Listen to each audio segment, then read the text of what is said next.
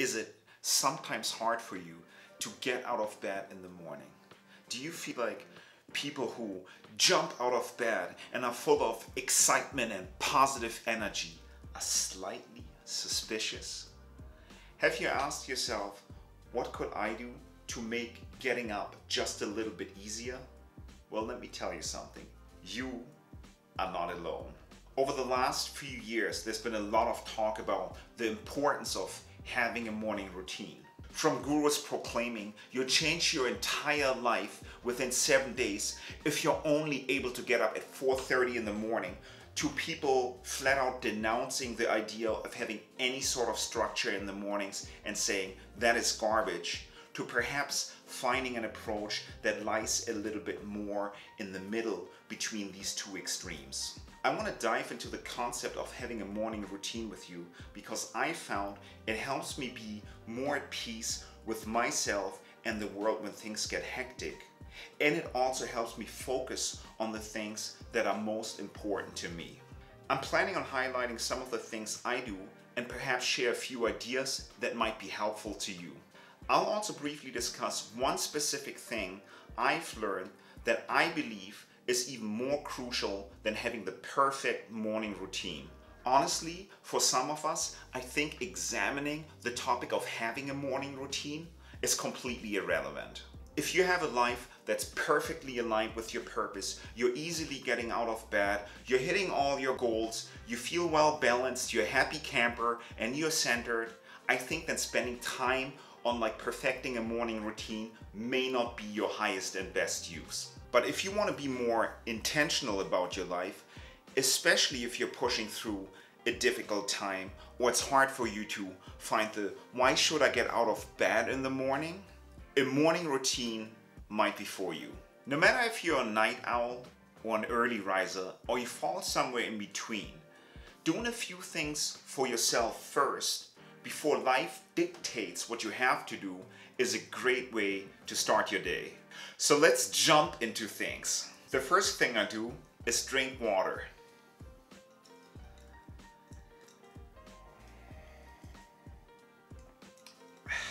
During the night we don't drink, so typically we wake up a little bit dehydrated. After that, I put on my tracksuit and go for a walk. Walking is definitely part of my morning routine. I love getting out in the fresh air and getting my energy up, and also gets me into the sunlight, which I believe helps with the circadian rhythm, the waking and sleeping cycle, and it just helps me feel more alert. Normally our sunny San Diego isn't as gray as this, but still it feels nice even to walk, even though it's a little bit overcast today. Stretching. I noticed as I'm getting older, it's much easier to pull things or get injured when you're playing sports. So after my morning walk, when I'm already warmed up, I spend those extra 5 minutes to stretch, and it really helps with two things. One, it helps stay flexible and limber, but two, it also really helps prevent injuries. Meditation. There are tons of benefits to meditation, which I might dive into at a later point. The biggest challenge with meditation, though, was the perceived amount of time it requires to meditate. I always thought in order to get some benefits out of meditation, you have to meditate at least 30 minutes to an hour. However, research has shown that if you meditate as little as 5 minutes, you're on the right way. I currently use an app called Calm, which I find super helpful. I love that you can pick from different topics to meditate to, but the feature I like the most about Calm is a 10-minute guided meditation. Every time I open the app, or every day I open the app, there's a new 10-minute guided meditation, which happens to be just the right length of time for me. And not only that, it saves me time from having to find that right or that perfect meditation practice. So all you would do with this, you would go to the App Store and download Calm. I have already done that. I believe there's some free guided meditations. I have a subscription to Calm, so I can also access their premium content and pretty much everything that it has to offer. But you open the app up, there's a nature sound, and then you can see there's a lot of different things to choose from: mental fitness, sleep stories, meditations, music, etc., etc. But for the purpose of the morning routine, I only use the daily guided meditation, which is typically speaking 10 minutes, sometimes 11 minutes long. Welcome to the Daily Calm. Let's start today's practice by taking a comfortable position. Make sure your back is straight but not stiff. This is where... So, and then Tamara Levitt will walk us through the daily meditation with the Calm app. Meditation helps quiet those thoughts from all the things that I have to do and that I want to do, and it keeps me in the present, which is really a nice state to be in before all the craziness of the day starts. So after my walk and stretches, I typically then just turn on Calm and start meditating.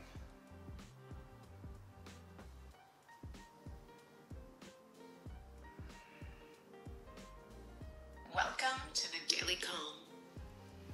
Let's start today's practice by taking a comfortable position. Make sure your back is straight but not stiff. Let your eyes close gently. And if there's tension in your face, begin to soften it. And as we come to the end of practice, feel your body as it connects with your cushion or chair. Wiggle your fingers and toes. And when you're ready, open your eyes. I hope you've enjoyed today's Daily Calm. Have a wonderful day. We'll see you back here tomorrow. Lastly, I journal. I use a very specific journal called the 5-Minute Journal. I can't remember who turned me onto it first, but Tim Ferriss gave a couple of very specific tips on how to use this journal that I've incorporated since. I'm using this particular journal because it's a quick and easy way to put pen to paper, and it has a pre-formatted structure so you don't need to reinvent the wheel. The journal briefly helps me focus on what's most important for me on that specific day. Also, it gives me the opportunity to practice gratitude. You may or may not know, but having a gratitude practice in your life can greatly increase your happiness and satisfaction baseline. I believe the easiest way to explain this is that your focus goes toward the things you value most in life rather than looking at the things your life lacks. If you've wanted to journal in the past but have felt overwhelmed by the idea of filling blank pages in a book, then this journal is definitely for you. Let me briefly show you how I use this journal. So this is how I use the 5-minute journal in my morning routine.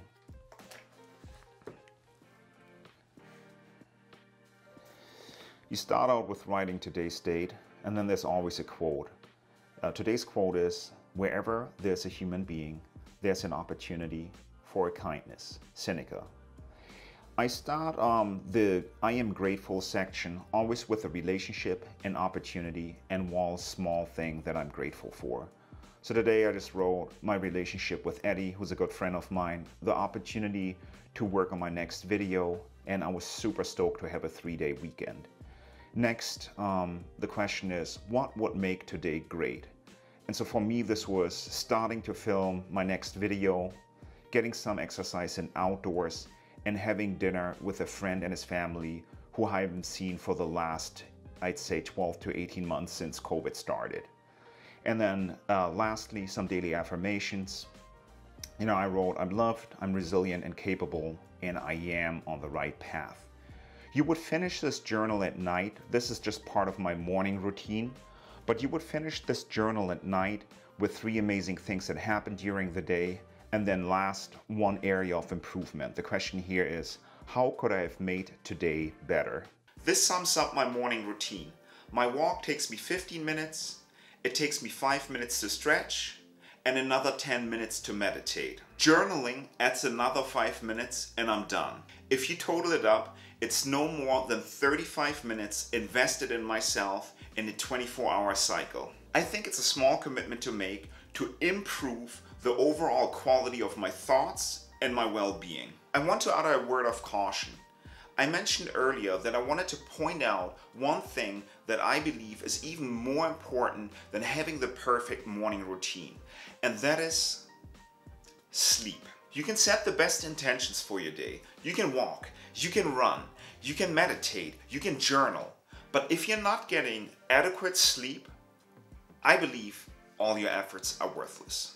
I feel like in this culture, especially successful men propagate the idea that sleep is overrated. You hear stories about successful entrepreneurs thriving on just 4 hours of sleep. I personally believe that's a huge mistake. I've burned the candle on both ends, and it's never led to anything good in the long term. There's more and more research pointing out how detrimental sleep deprivation is for your ability to make decisions, for your physical and mental health in the long run. So if you want to start setting yourself up with a good morning routine, make sure you prioritize a good amount of sleep first.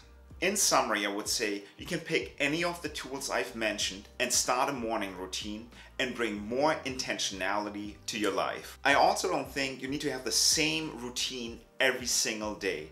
If you feel like flexing on the weekends to bring more joy to the process, go for it. When I had a job that started at 6:30 in the morning, all I did was meditate, and it was great. During the Corona crisis, luckily I didn't need to commute, and so I added a few more things to my morning routine which fit well, and I was able to keep them up. In my opinion, the biggest step is to start with one thing you're looking forward to in the morning, so pick one from the list and let me know in the comments which one it is. I hope you've gotten some value out of this video. If you did, please do me one favor, like it, subscribe to my channel, and please share this video with one friend who may get some benefits out of starting a morning routine as well. Thanks so much for watching, and I will see you on the flip side.